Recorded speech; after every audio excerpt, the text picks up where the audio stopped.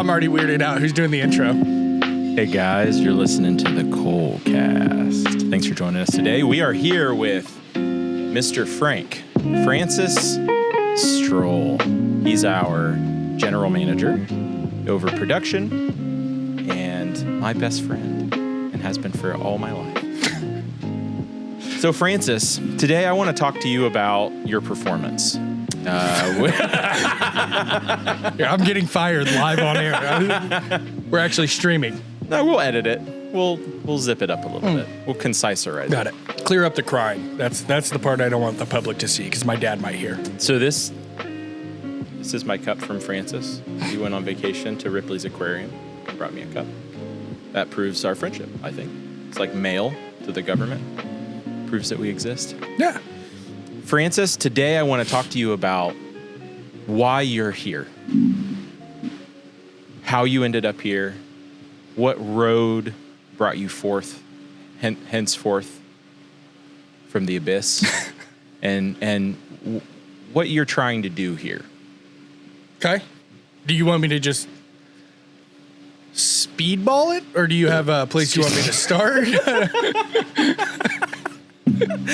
Because I can wrap it up. I can give you a 30-second It's rather hot up here. Yeah, it's pretty warm. So how... start from the beginning. Why are you here? How did you end up here? I ended up here because my car broke down while I was driving to Springfield, Illinois from Chicago. And the company I was working for, I was incredibly blessed to work there for 10 years and somehow not be able to afford to fix a $300 repair on my car. And in that same hour that my car broke down and I was trying to figure out how to pay for this repair, you called me and offered me a job for the 10,000th time. And in that moment, it dawned on me that I had been in this company for 10 years and they kept talking about people first, people first, people first, people first. Yeah.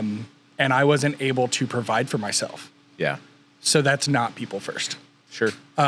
There's a minimum standard of wage that you should pay somebody. After 10 years, I wasn't there. I also got overlooked for multiple promotions that I personally feel like I should have gotten. My direct supervisor apologized for me not getting. And then my supervisor, like all up, people would be like, man, I know you can do it. You know, you just got to hold out for the right position. And it's just like, eventually, you know, so everything kind of culminated at once. And I got the phone call right at the right time when I needed it. And I think I told you, let me call you back, but I had made my decision within about an hour or two. Yeah.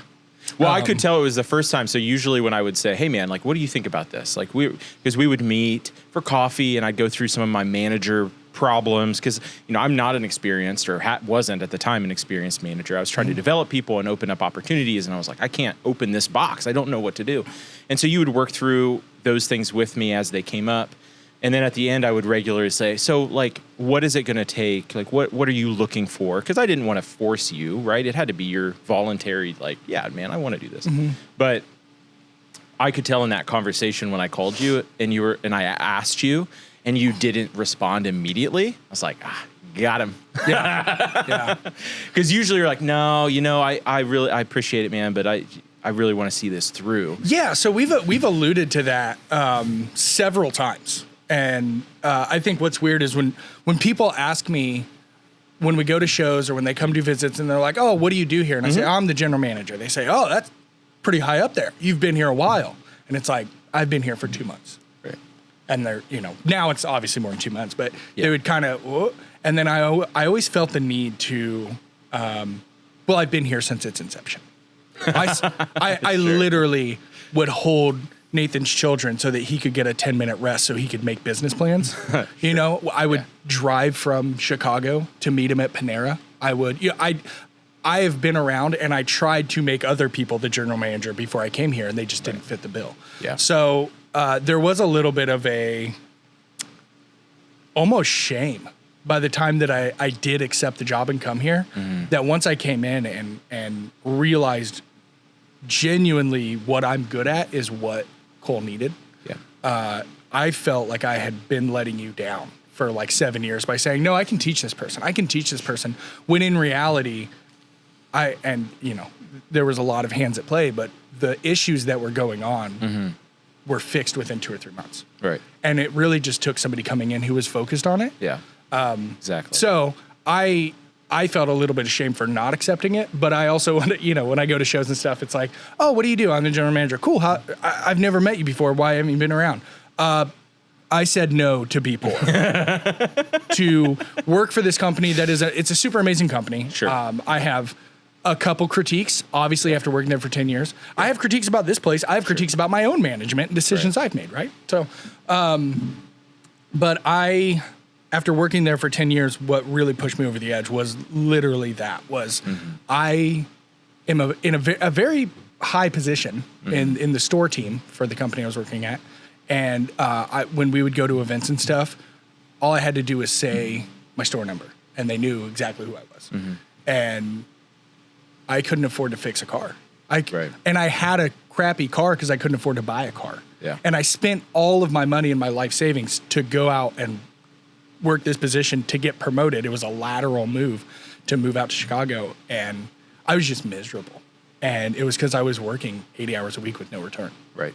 So when you called, it was very easy for me to This ain't it, brother. This isn't it. I'm on the side of the road in a snowstorm,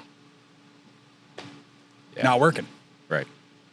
So, and then I think I gave them 6 months notice. Yeah, it was a very long notice. I gave them 6 months notice because I had the utmost respect for a lot of the people I worked with.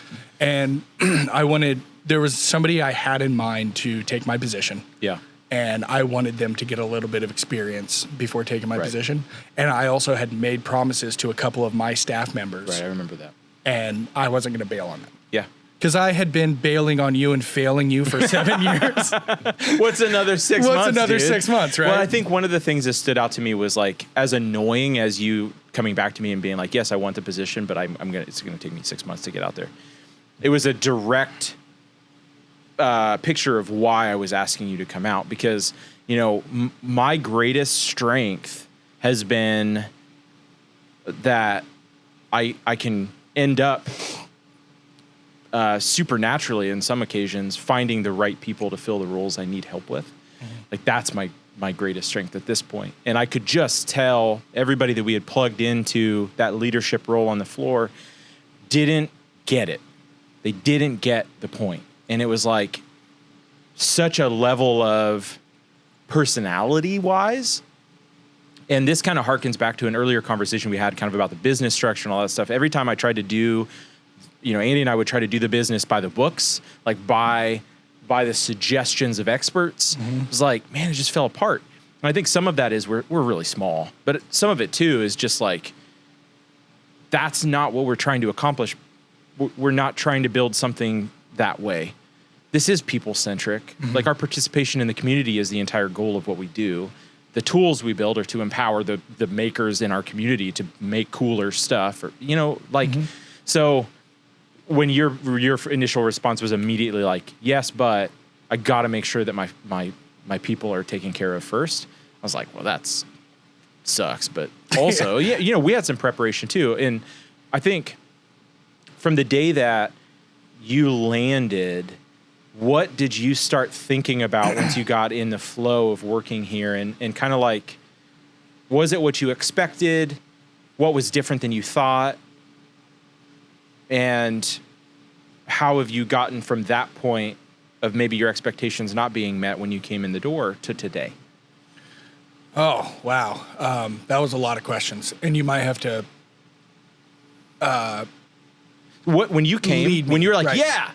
So, what were you expecting to walk into? So I knew what I was walking into based off of the fact that I was still involved with the company even though I didn't work here. So I knew just about everybody that worked here, and not just knew them, but had either there's a couple of guys I went to high school with. Yeah. I remember with Nigel, I literally walked up to him and I was like, do you remember being two like idiot kids smoking cigarettes in Perkins? And he was like, I haven't smoked cigarettes in 4 years. That just brought back a really weird memory. And like, we had to like figure Go out. find it. Yeah, we had to like figure out like, who were you friends with that we would have been at Perkins together? So, but anyway, I had known everybody, so I knew what I was walking into. What surprised me was the causes of the issues and how easy they were to fix. That's really the surprise. So I think I accepted the job from you in February, and then I came down in like April, and then I came down for Blade Show. And so I started, my official start date is July 5th. Yeah. But I had been down a couple times as your new, I'm coming in to work here guy. I hate coming in and saying, oh, I'm the new boss. So I'd never referred to it as that. I met with everybody on the floor except for two people who refused to talk to me, and both of those people were no longer here by the time I started. Yeah. And I genuinely think it's because they knew they weren't going to be able to get away with stuff. Sure. But I sat down with everybody, and the same two questions is, what do you love about working here? How can I continue to support your culture and what you've done to achieve that culture? How can I support that? And what do you need out of leadership? Not what do you need out of me as your boss. What do you need out of leadership in general? Right. Kind of an overarching overview of what you need, and what are you missing from that? Yeah. And everybody, it was the exact same. And it was really easy for me to come in and say, okay, we're going to fix this issue. Yeah. What was the second part of the question? So when you agreed and you had an expectation of what you were coming into based on your prior experiences. Yes. So then the next question was, how was it different? And then the third question was, so then what changed from the day you walked in to today, as far as like, this was my expectation, this is how it's modified? Because I'm thinking about this from the perspective of someone listening to this that's also trying to start a small business. It's thinking about their management of a team and the leadership of the people around them. And like, it's very different at this scale when you've got like 10 to 20 people on staff. Right. Like, you're really intimately involved with everybody's jobs, from a like, how can I support you? What are you lacking? Like, what problems are you having? And you get in the nitty gritty with them. Yeah, I'm not the guy in the castle. Of course not. And, There's and no castle. That's something. Well, there was. That's something that I've had to remind people is like, I'm here for you. You don't get to come to my desk and tell me something's broken and I say, okay, deal with it. Right. I have to go figure out how to do it. And that's twofold. One, I don't come from a manufacturing background. I don't come from an industry background. So I need to do the low level apprenticeship style things. Yeah. And that vetted me when it was, we're pissed off together. Yeah. Not I'm over here throwing wrenches and Francis had a pizza party last week, so he thinks everything's okay. Right. He's over here just as mad, you know? Yeah. We just had to rebuild that 10 horsepower power pack, and it was your arm and my arm that were going into the tank. And that's something that when I came in, I really had to kind of establish myself as, I may not be the smartest guy on the floor, but I'll outwork every single one of you. I'll be here until 9 o'clock. I will learn whatever the cell is. I've worked a lot inside that cell. CNC is still the one that I could spend three years there and still not know what I'm doing, right? Sure. Everywhere else, I've worked hand in hand for at least 2 weeks straight. All right, morning meeting. Hey guys, this is what I expect out of today. If you need me, I'll be in welding. Hey, if you need something out of me, I'll be at 12 tons. Hey, I'll be at C-frame. So that's something that I specifically did because I wanted them to trust me. I wanted everybody on the floor to not, there's the suits and the shirts. I wasn't a suit. Right. And coming in, I wasn't going to accept the fact that I was a manager without also being part of the team. And so when you ask what's different about today and when I came in, hopefully nothing. Hopefully my solution of support was right, and they're getting that support. The second part of that is the difference is now they all trust me. Right. So as far as I go, hopefully the big difference is the experience and the learning, and I can kind of come through instead of saying things that are laughed at, right? Because why would you say that? Well, because I have no experience. I'm just throwing out ideas. Right. Now I have intelligent, experience-based ideas that we can work with. But the big difference is when I have guys that run sales that come up to me and say, Francis, I can't figure this out. I need your help. Yeah. It used to be, hey, can you hold this wrench while I explain to you what I'm doing? Yeah. Now it's, Come alongside. I need your brain. Yeah. Right. And then we get to be frustrated when we can't figure it out together, as opposed to me just being like, yeah, dude, you'll get it someday. Let me go grab Nathan for everything, you know? Yeah. There's still a lot of stuff that I send you to get checked off on, right? Right. Obviously. Right. I've been doing it for a year. I'm not an expert on any of it, but Yeah. I would say that would be the biggest difference between coming in and now. I'm really big on once you choose something, beat it into the ground until you change it. Really figure out why it's not working, because it's easier to adapt your plan than to change it. So I'm still stuck on that course of being the hardest worker on the floor, which we have a lot of guys that do a great example of hard work. And there's days that I don't want to do it. and I get really mad that we have such hard workers. But yeah, I would say that's what I walked into, that I knew what I was expecting. Yeah. I knew where the cracks were in the foundation. And I knew that I had to be the one to fill it. I couldn't go in and say, okay, well, I can move you here and I can move you here. I had to go in and I had to say, listen, if something needs done, I need to be the one to do it, because I needed to vet their trust. Right. And hopefully now I have that. Yeah. Yeah. So when you were coming in, were you surprised at how applicable your skill set was moving from retail into manufacturing? I was absolutely shocked at, I don't know that I want to say this on camera. I was shocked at how much of a difference it was for me and my mental health, and going home and being able to do things. Like getting out of retail. Yeah. Because I was dealing with mature people. Sure. I was dealing with people that I could pull aside and say, hey, you messed up. You know, we have an employee here that he's the young guy at 28. That's wild to me. Yeah. I was hiring people who their parents had to agree to let them work, you know? Right. So when that guy gets mad and throws a wrench, and me and Logan go pull him, and I grab him and I say, hey man, what's up?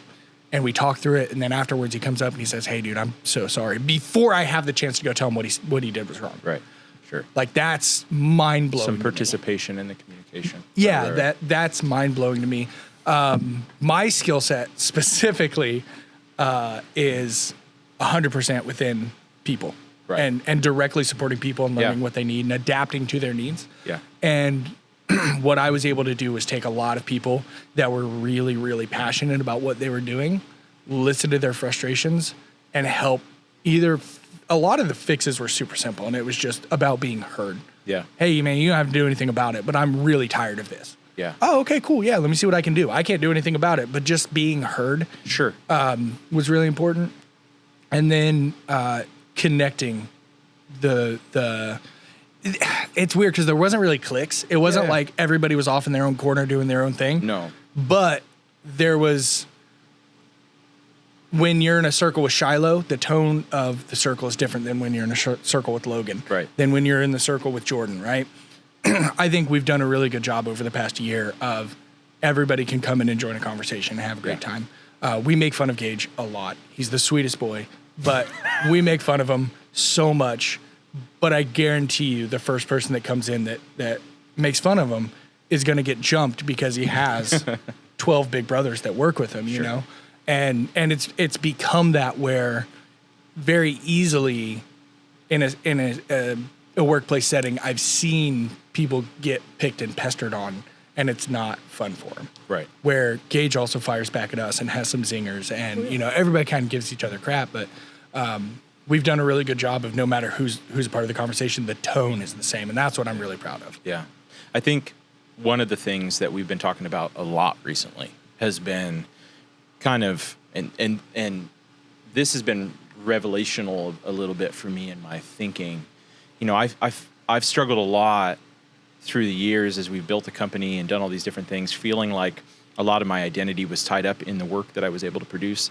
And what I've begun to understand, and we've been talking about this recently, has been, it's really about the people. And, the guys that come into work are because they love what they do, but they also love the people that they're around. Right. And our customers are coming to us because they trust that we're going to treat them well. The quality of our product speaks for itself, but it's not the end all be all, because that interaction, that they can trust us with their hard-earned dollars and that they're going to be supported by us in the long term, that's everything. Yeah. And I think as I've started to realize that, it's taken a lot of my performance mindset off, which I found really frustrating, because the busier that I've gotten as the company's grown and all the different things we're doing, I start to do a ton of things poorly. Mm-hmm. And so that was one of the managerial things that I really struggled with, was kind of identifying that this is a super critical part of the equation and I'm not doing it well. And I have to find somebody that I can trust. But simultaneously, I don't even think I realized how important it was, because it's not just the community of the guys here.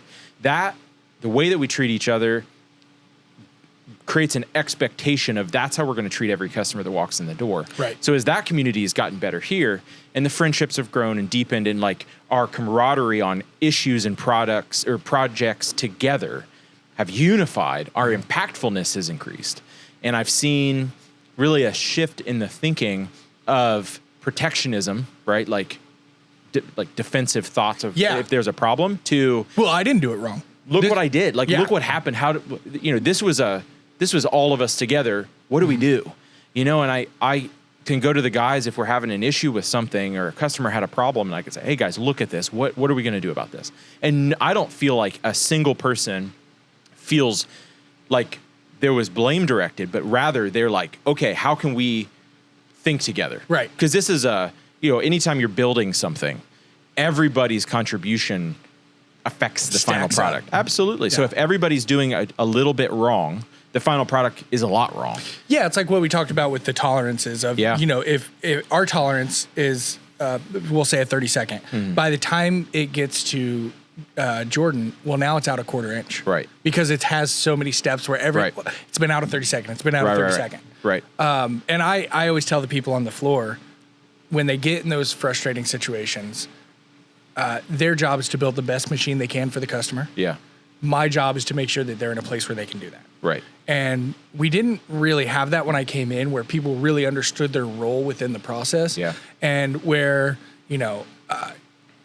we've got Logan that geeks out over Damascus and about making knives, and you geek out about old machinery, and I'm starting to get the flair on that too, and I kind of understand it, but I geek out on order, on process, and there's something so satisfying of saying this is what this directly impacts, and this is how this gets supported, and I think I've said it on here before.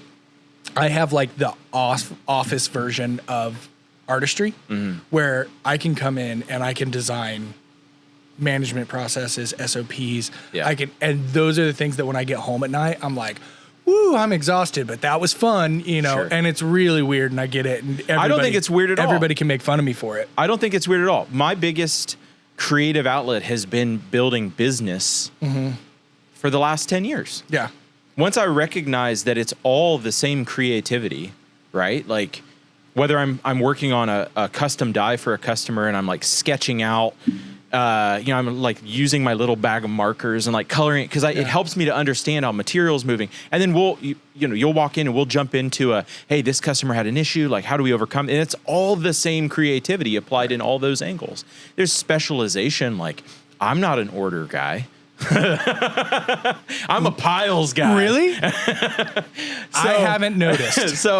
But I think we have come a long way in that regard, because the baseline of, so it's all the same creativity mm-hmm. spread out amongst a bunch of different people. Yeah. And the keystone of that entire thing is communication.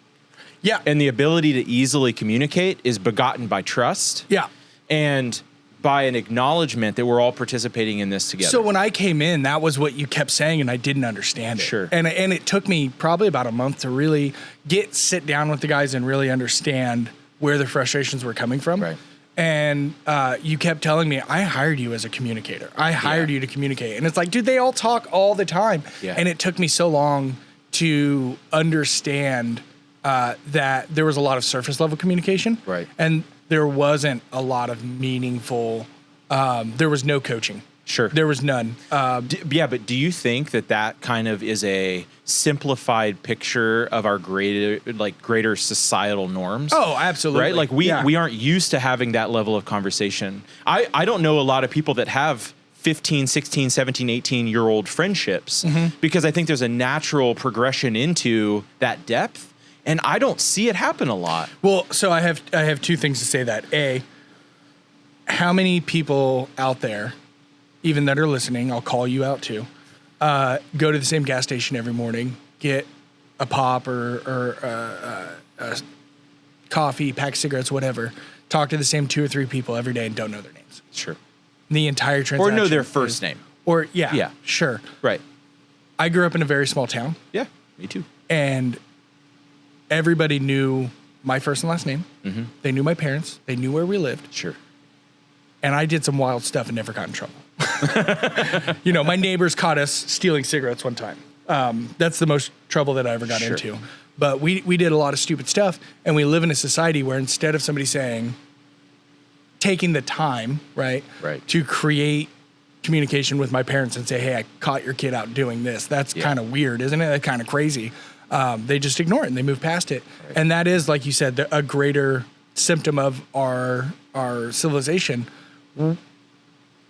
We aren't connected like we used to be, or supposedly. I don't know if the world was Let's ever just say, the way like, I think it we was. think we should be. Yeah, I think that there's a lacking level of, and so what's replaced that then has been kind of like self-made communities of the internet. Well, within the internet, whether you're really into like My Little Pony or you're really into blacksmithing, we've kind of created. Oh, sure, we have a few of those. Yeah, you're creating these communities, but it's still upon us to recognize that we have to, within the context of those communities, create coaching and deeper conversations and more impactful, meaningful relationships. Because the whole point of all of this, the business, the school, the classes, and everything that we're doing, ultimately, is community and relationship. Right.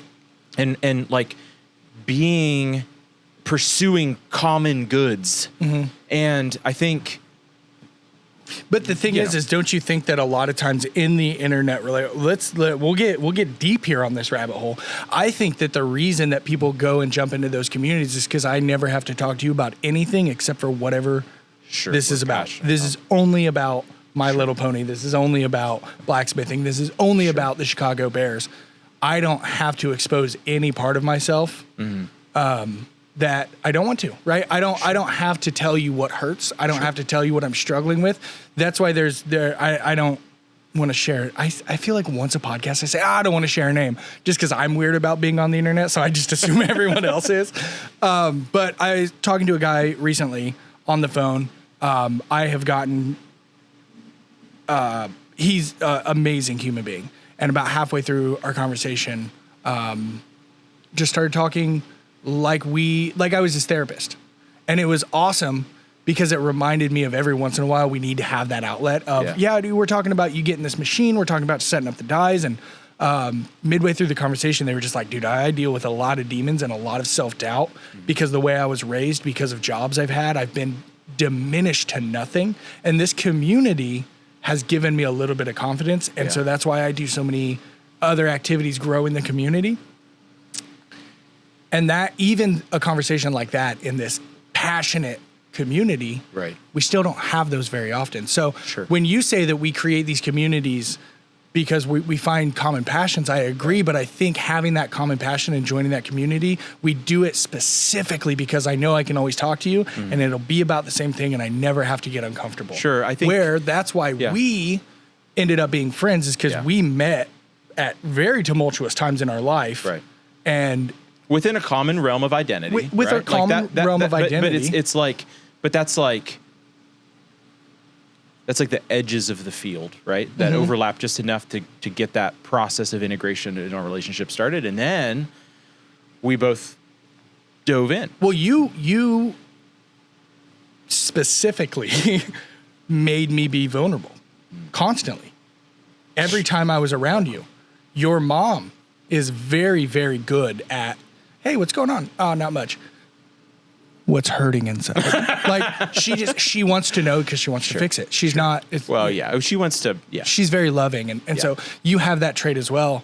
And then, so that's why I felt like we got relatively close pretty quick. Yeah. Was because I was going through a breakup that I didn't want.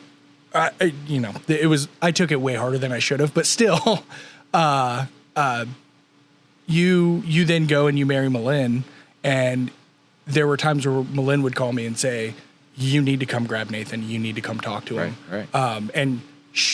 So I never made you be vulnerable, but Malin made me make you be vulnerable because I'm afraid of her. Yeah. As you should be. Yeah. But I think that the reason that we've had the 15-year, 20-year friendship, however long it's been, is because we have forced ourselves to be vulnerable. Right. So in a community, even like blacksmithing, I get really stoked when I have conversations where people get vulnerable very quickly. Yeah. Maybe not even very quickly, but eventually get vulnerable. Right. There's an appropriateness. And so within the metalworking world specifically, I have experienced that vulnerability. Yeah.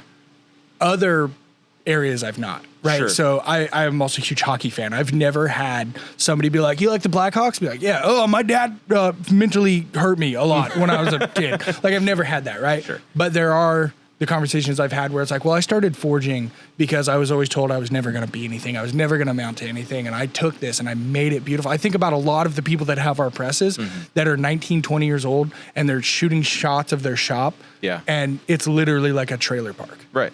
And they're making the most beautiful things. And in my brain, it's literally they're overcoming their situation, and we have a small part of that. Sure. So the community aspect, this got really weird and really deep, and I don't know why I'm going on this tangent, but the community aspect has become so important to me. Yeah. And okay, I think that's where it was where you asked me what surprised me about coming here.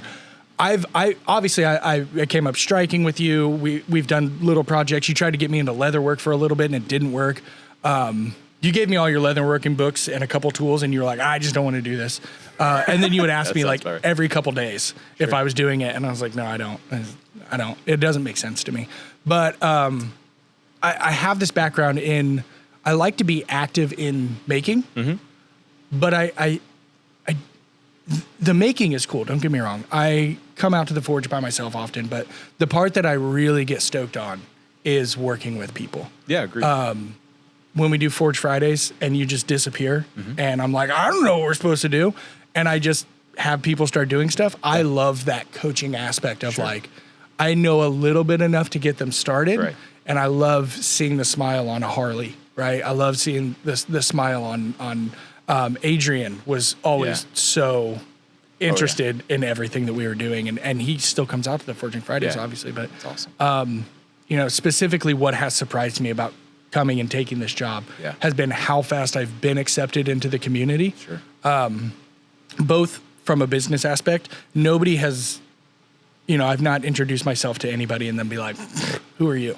So I was like, oh, cool. That's what you do, right? Like, it's very inviting. They talk to me about what processes that we use, and they treat me just as though they've known me for 5 years. So the business side of it has been really cool, but also sitting down with people like Steve and talking to Steve for an hour. And he doesn't know that I know nothing about what he's talking about. And he's just sharing information. Yeah. He just wants me to learn and to grow. Yeah. And I got the chance to talk to Bob Rankin at the Michigan thing for about, I don't know, half an hour, 20 minutes. Yeah. And it was the same thing. He was like, oh, what do you do up there? Okay, cool. And just I was instantly part of his community. Yeah. And I've never experienced that. So we talk about it a lot on the podcast, how cool it is, but that's specifically why, is because there's a lot of people that are interested in joining the community, are interested in what people are doing. And there's nobody that's shunned.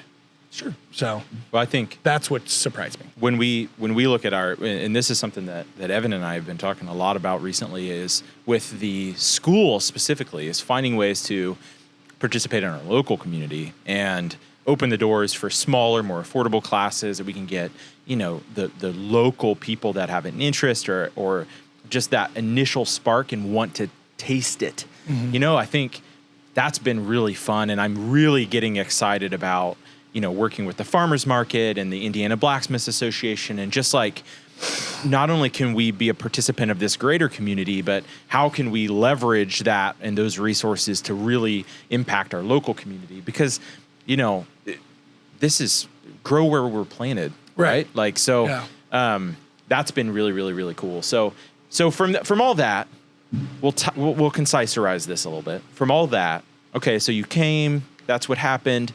As far as like your interest in blacksmithing, what was your first experience with blacksmithing? What kind of kicked that all off? And then secondly, what do you do now? Okay. My very first experience was just not live. Was the show on PBS. It was on after This Old House, and they would go, and they would. I feel like they just went to county fairs and showed you what was happening at county fairs. Okay. And I remember specifically watching this episode, and there were a couple guys literally just drawing out metal. Like, looking back, I know that they're just drawing out metal. But at the time, it was like, they're doing cool stuff. And I was probably 7 or 8 or 9. But it felt like that was something that you just couldn't do. Sure. So that memory is now unlocked, but I probably watched that and just forgot about it. But I remember being really stoked and asking my dad. My grandpa owned a farm growing up. He stocked pheasants for hunters and stuff like that. Did Grandpa ever do anything like that? My grandpa's a real man, like that kind of thing.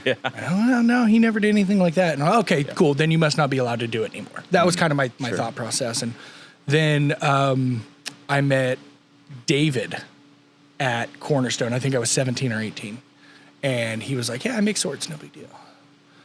And I don't know if anybody listening has known David for as long as we have, but David used to respond to things in a way that really made him sound like an ego, like he had an ego, when he was trying to do the opposite. Like he was actively trying to be like, I'm not going to over-explain this to anybody. I make swords. Yeah, and he also, it was like, people would ask him like, oh, you make swords, what kind? And he'd be like, sharp ones. And it's like, all right, bud, cool. But he would sound really, it's really funny because he was specifically trying to like get the attention off himself. Sure. But so anyway, I met David. David's like, oh yeah, I make swords. No big deal. And I was like, no, it's kind of a big deal, man. That's really cool. Yeah. And he just wouldn't talk about it. He like, I wanted to be his friend so bad. And he wasn't about it. Sure. Then the next year I was on tour, I think with Behold the Kingdom. I think I was touring with him at the time, or I might have just gone out and we camped together. But it was Behold the Kingdom introduced me to you at Cornerstone, and you made some offhanded comment about, oh yeah, I blacksmith, and I was like, that's super cool. And you also wouldn't talk to me. I don't remember that. It was once again tumultuous time in our lives. Sure. Yeah. Okay. And then one of the girls that you had came with gave me a very bad haircut, and you fixed it. And did something happen in our headphones? Did they get like way louder? Can you bring me down just a little bit? There we go. All right. It was crazy. But you gave me a haircut and we talked, and that was pretty much all the interaction we had that week. Yeah. You were going through it.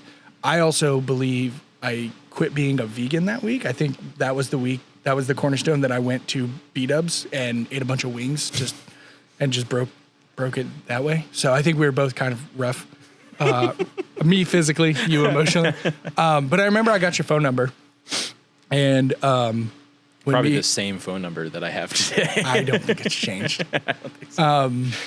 Me and the girl I was dating at the time broke up. This is a really long way to tell this story, but we broke up. Well, first your parents met. Yeah. They invented this place called Ohio. But we broke up, and you said, why don't you just come out and see me? Yeah. I have a 30-acre farm or whatever, I can't remember the acreage of 130-acre farm, and a blacksmith shop. And I was like, oh, cool. I'm going to come out and see him. So I think within about 12 hours from that phone call, me and my girlfriend decided to date again. And so I came out and brought her with me. And we lit a forge and made ear weights. And that was my first experience. Yep. And I've told the story on here 1,000 times, but you lit the forge and I looked around like, is Jim going to come out and stop us? Why are there no adults? We were like 18 years old, 19 years old. We were much younger than that. You might have been that age. I was like 15. I got married at 18. So I had moved to Indiana. Am I 4 years older than you? I don't know how old you are. How old are you? 33? 30. You're 3 years Yeah, older. 33. Okay, so I think I was 18 or 19. You were like 16. Yeah, right. Right. So Man, I'm an like, underage kid, man. yeah. I was also not making great decisions at that time in my You're life. 2 years older. Yeah. So yeah, you lit the forge. I look around like, and that forge was enough room for a very small person to fit comfortably. Was it the? Oh, you my shop. Yeah, your yeah. shop. I think the shop was 80 square feet Maybe. That's generous. with both sides. Yeah, that's generous. It is generous. It was a cool shop though. Yeah, it was a cool shop, but it was not comfortable at all to be in there. It wasn't and it was safe. hot. Yes, And I thought everything was going to catch on fire. it did probably. yeah. At some point. So that was my very first experience with forging, was like seeing it, thinking this is super cool. Nobody does it anymore. It's just kind of gone. Finding out that my friend makes swords, him being very like, in all actuality, it was him trying to be humble. Like, no, it's not that cool. Leave me alone. Like, it's not like, and then you shutting me down, and then having a traumatic experience and being invited and bringing the traumatic experience with me. So we were forging ear weights to stretch our ears because we were cool. Yeah, still are in the mid 2000s, and we were. Were we using gas or coal? Gas. Cool. Gas? No, Coal. Cool. Okay. I had a really cool coal forge at that point. I sold it. So we were forging ear weights. We forged hammers and different little furniture pieces and doodads and lots of bottle openers. And we would end up doing stuff for a while. What today, do you make knives? I know that you have lots of requests for hammers. What interests you about forging? What are you exploring? What's kind of the, we attempted to go a little bit deep, but we'll go back to the like that, what do you play with fire? What are you doing? I love all my friends that make knives. And I think Benton said it best when he said No need to muddy the water. there's no need to muddy the water. Yeah. There are a lot of great knife makers. Yeah. I didn't start forging to do math. And I think that's my problem is I don't have a lot of friends that just are like, yeah, let's make a cool knife. Yeah. They obsess over their designs. Sure. They talk about the perfect bevel. They talk about, whether they're, it doesn't matter. They just get way, way too into it for me. Sure. And it makes them happy, so I want them to be happy. Yeah. But I also give them a lot of crap. Of course. Well-deserved crap. Well deserved. I like making hammers, and the reason I like making hammers is because that was like the first time that when I made a hammer, I think it's like the first thing I made on my own without you. Yeah. And you were doing something else in the shop, and I was like, I'll just make a hammer. And so I made a hammer. I don't even know where it is. It probably is lost in the rubble of old Carmel. Sure. But it probably never left the garage. I made a hammer, and I remember just, I think we've talked about this too. Like growing up, the reason that I'm so attracted to blacksmithing and metalwork, growing up, there was a lot of like, well, you can't do that. There was a lot of restrictions, not necessarily you can't be who you want to be, but a lot of like, well, that's just not an option. Sure. We're poor. So you don't get to go to basketball camp. You don't get to do this stuff. And so for me to go into a shop and just take a random piece of scrap and turn it into something useful, that felt really empowering to me. Yeah. And I still really enjoy making hammers. And I think it's because it pulls me back into that position in my life where I felt very empowered at a time that I needed to feel that. Sure. Other than that, I've been getting super into the stuff that you walk by at flea markets and people are selling for $180 for like a Dutch oven cooker. I've been getting really into just the basics because I've begun to realize I've been spoiled for so long by having easy access to a press, having easy access to David and Andy and to you and all these people that are doing these huge, awesome. I mean, we smelted in your garage. We just did it. We made a 12-foot sculpture in your garage. I almost killed my family. In your garage and in your house and in your yard, you know? I've been so blessed for so long to be able to walk into somebody else's shop and have all the tools at hand that I never really had to learn good form. Okay. I never really had to learn the super basics. Sure. I realized when I was out at Greg's at the farmer's market and we were doing stuff, I had never done a full S hook. I know how to do it. I've done enough scrolls that it's just okay. Well, yeah, and it's one of those things where you understand it. You could theoretically do it, and so you like, oh yeah, I could do that. Right? Yep. Yeah. There's a lot of that. Yep. Yeah. So I've been getting really into just taking it back to the basics. The even with the hammers I've been making have no shape. Sure. And I love it. Like it's making that has been more about learning each tool and what it does. Yeah, yeah. And so I saw our full with combo dies and shout out Nate Howlett. He's getting this hammer. He's a awesome dude from Northern Indiana, but I saw our full with combo dies and I was like, that would look sick as a hammer. What function is it going to have? I don't know. Let's make it first. So I made that and it has no shape. It is literally just flat and rounding. It is not fun to look at because it's just the function. Sure. And I made it and it took me forever to forge. And then I realized that I had a swage block. And on the side of that swage block was the perfect size rounding tool. Oh, yeah. That I could have made my flat and my rounding side with the same strike. But I didn't because I have always had presses. And I've always, unfortunately, I stuck within the tools I knew. Instead of doing what I've been setting out to do for the past 6 months is doing something new and learning what each tool does and figuring out each tool specifically. Because it's really embarrassing sometimes to go to like a sofa and people ask you a question that seems very low level. And I have to like, oh, no, I think that sounds right. Yeah, absolutely. Because I am representing this brand that I hope they have a positive view of our brand and they're coming up very excited to share. And I'm like, yeah, I got no clue what this guy's talking about. Because I got to jump frog. So many jump frog. Why is that funny? Jump frog is not the name of it. It's leapfrog. No, you jump frog people. No, you don't leapfrog people. It's the same action. What country are you from? It's leapfrog. All right, whatever. You leapt. So you leapt the frog. Yeah, that's an album. Jump Frog Jump. That's a children's book, first of all.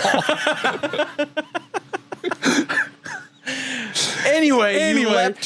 So because I jumped ahead of so many people, or not ahead of people, but ahead of so many processes that taught such integral parts of what we do. So you want to go back. I've been going back to the basics. Round out your skill set. Absolutely. Yeah.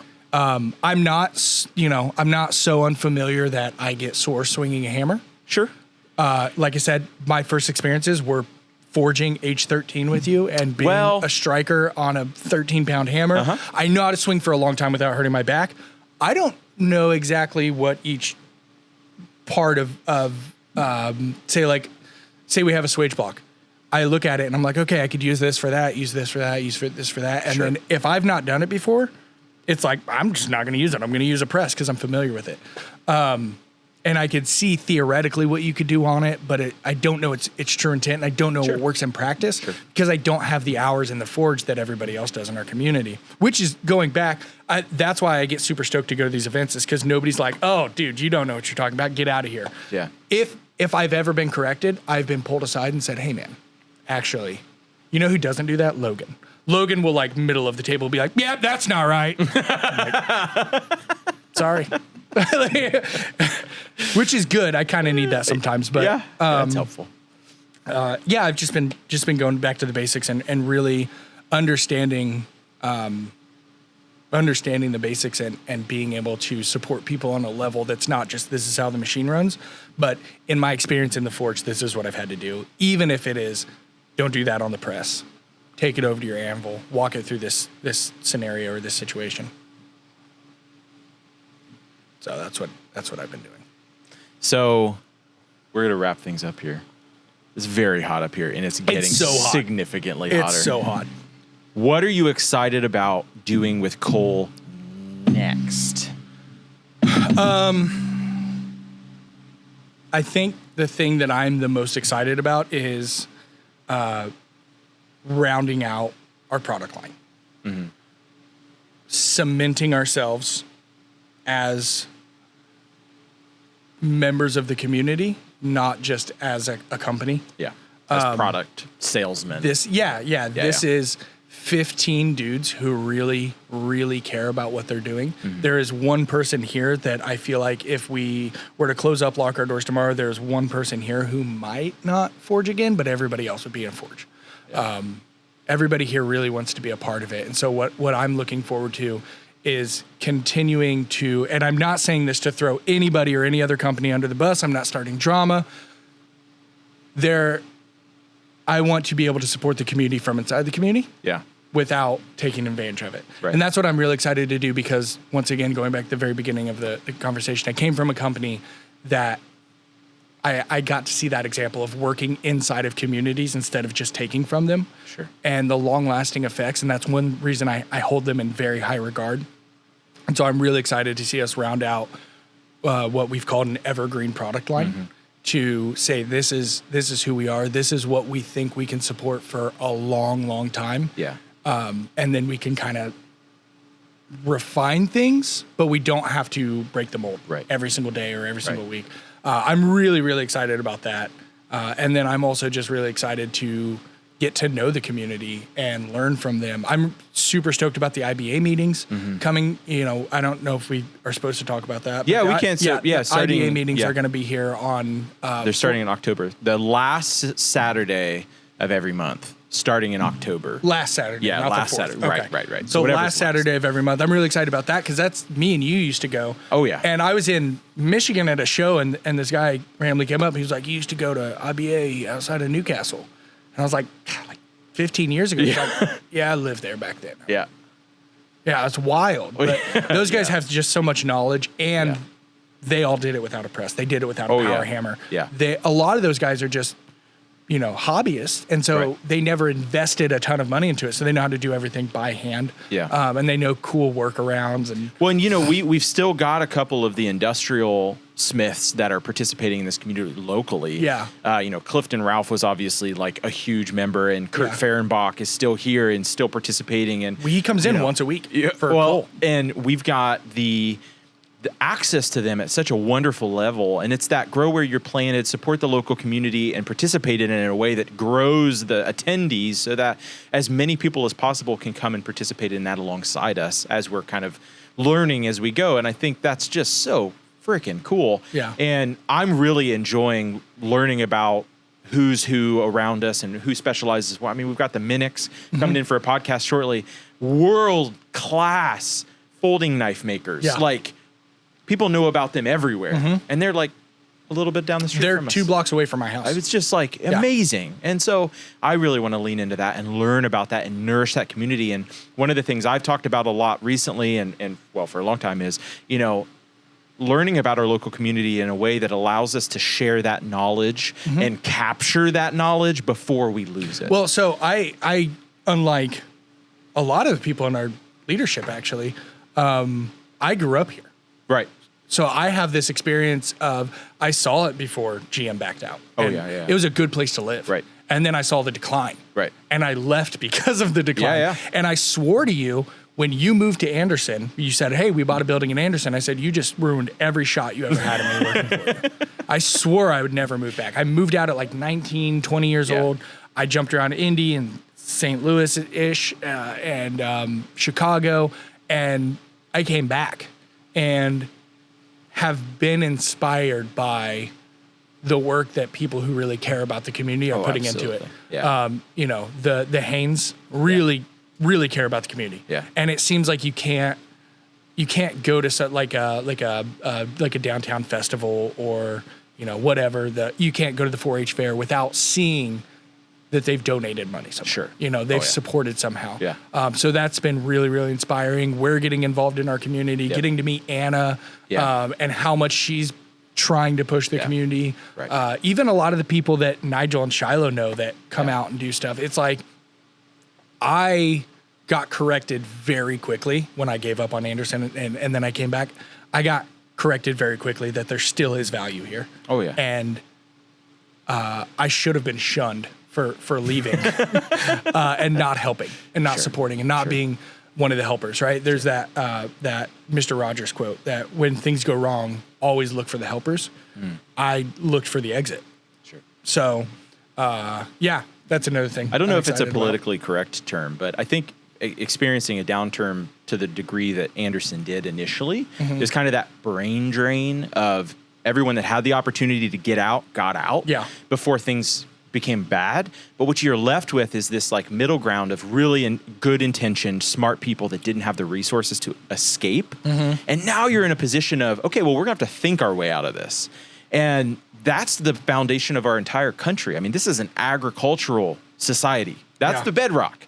Yeah. Those people had nothing when they came here, and they had opportunity, and they accomplished with hard work, determination. Yeah. Like, you overcome by just outworking the competition, right? And, I love history. I learn a lot about, like, John Deere and International Harvester, these people that basically came up with something and then just went for it. And there's so much of that in the foundation of our civilization, of our nation. And I think those are the people that I want to be involved with, because those are the people that are putting forth the effort and not just throwing money at it, not just making the problem go away or whatever. No, they're engaged in it. John Deere, you can throw money at us if you want. Absolutely. We are the problem. John Deere, we are the problem. Throw money at us. Throw money at us. I don't know. Also tractors. We wear red in our house. So my Case IH needs it. My grandpa's a John Deere guy through and through.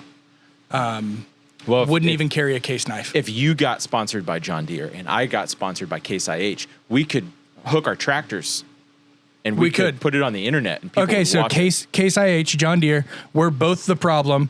Throw money at us. Strole sponsor us. at coaliron.com, in Brandt at coaliron.com. Send us an email. Let us know. We'll get Evan to respond. Our assistant will have his liaison contact you.